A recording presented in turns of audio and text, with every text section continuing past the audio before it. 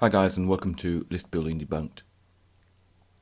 In this first video I want to spend some time dispelling some of the myth that you'll see every day in different forums about list building. Some things we're going to look at is things people say like the money's in the list, you need to build a big list as soon as possible, big lists are more profitable than small lists, people will always give their false email addresses, the most important thing is the size of your list, and I also want to address something for all you guys out there who say you don't want to have to email people every day. Because basically you don't have to email people every day. You don't actually have to send a sales letter at any time ever if you don't want to, and you can still make money from your list. So I think that's the most important one, and so I'll go and have a look at that one first. So I get people say to me all the time, I don't want to email people every day.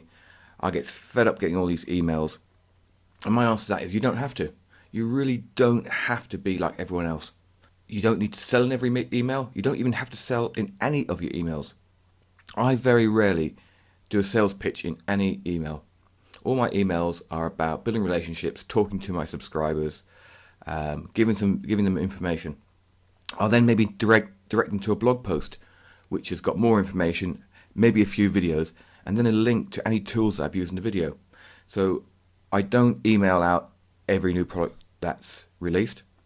I don't do all these big JVs for these huge product launches, basically because I refuse to promote something I haven't used or haven't read, and it's almost impossible to get hold of copies of these products, these big products that the gurus do, because when they're launched they haven't been written.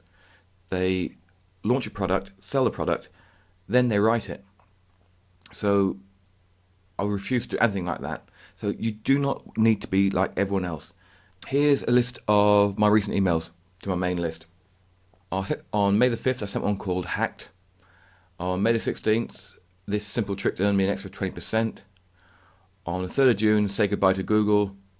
And on 23rd of June, watch part 1 of my latest course for free, which was actually this course. So in 2 months, well, that's probably 6 weeks, I've sent 4 emails out.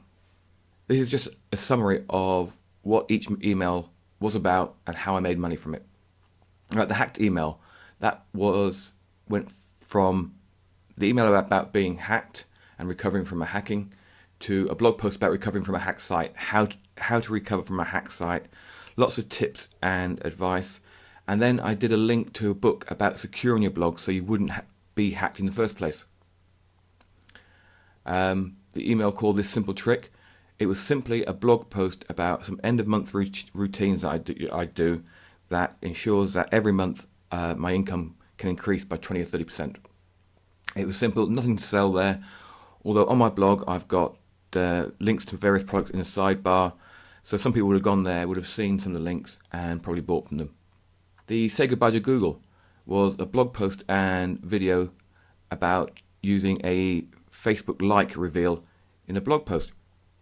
I showed people firstly how it worked, and then I showed them how the night before I'd stuck it on one of my sites and made $75 that I wouldn't normally have made.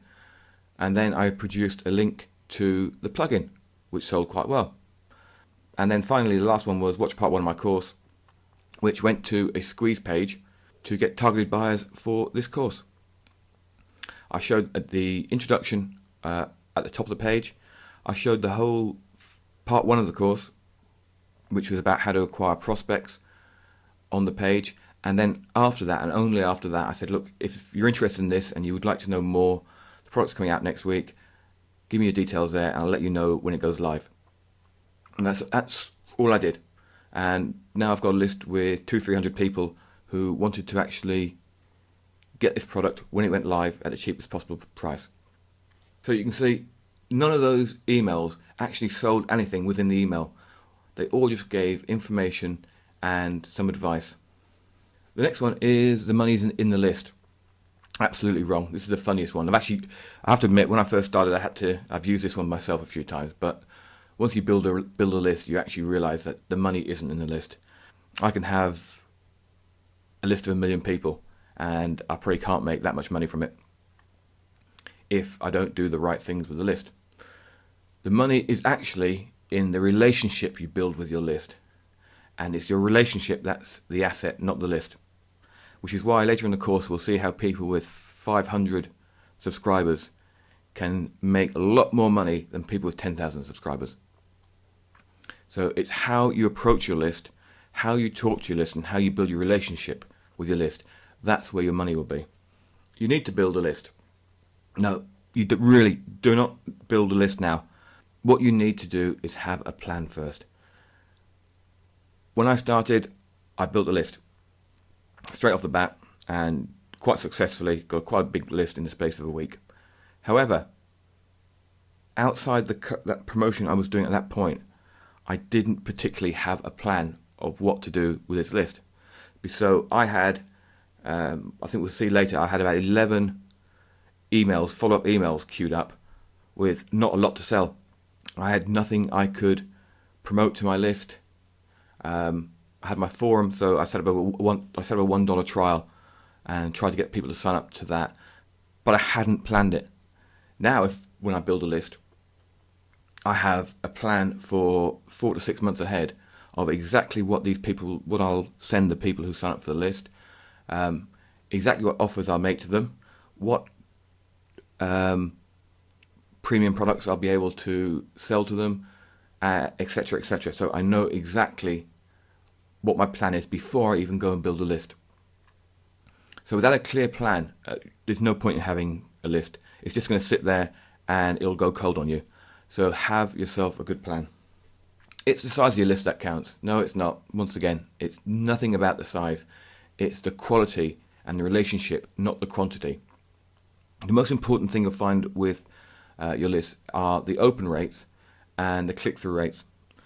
Now, you get good open rates by people waiting for emails from you, knowing that they want to read what you're saying. If they're fed up with opening emails, say you're sending out sales letter after sales letter after sales letter, promoting the latest product every couple of times, your open rates are going to fall through the floor.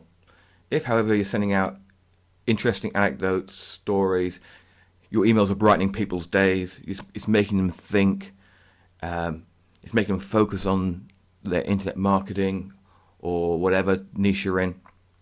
If they're looking forward to your emails, then your open rates are going to soar, and that's way more important than the number of people you've actually got on your list. Big lists are more profitable than small lists. No, we've already covered that. A small, well-targeted list would be way more profitable. It's the difference between having a subscriber value of maybe $4 or $5 a month and having a subscriber value of 50 cents a month. Big lists are not more profitable than small lists. Well-managed lists are way more profitable. When we have, in some of the videos, I think you see inside Aweber, where I've got maybe 12, 13 lists. I think the biggest one there is about 4,000. Majority of them are below 1,000. They're all about 600, 700, but they're mostly buyers. They're small lists and they're well targeted, and I try to look after them and I try to build a rapport with them. And these are the most profitable lists I've got. People give false email addresses. Someone said to me that they wouldn't build an email list because people give false email addresses. If people want the information that you're providing, they're not going to give a false email address.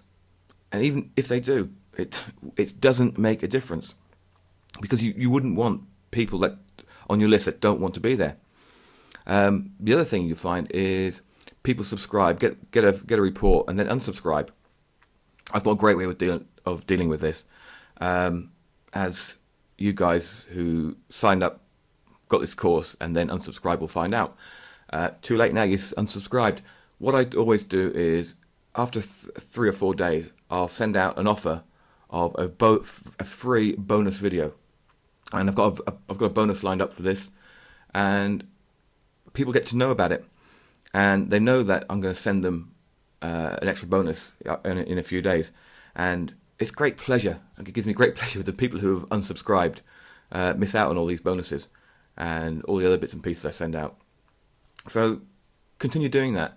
If you've got a list and someone signs up to get a report or get one of your courses for free, and then they unsubscribe, make them suffer. Send out something even better. Send out a nice bonus a few days later. It'll make you feel a lot better.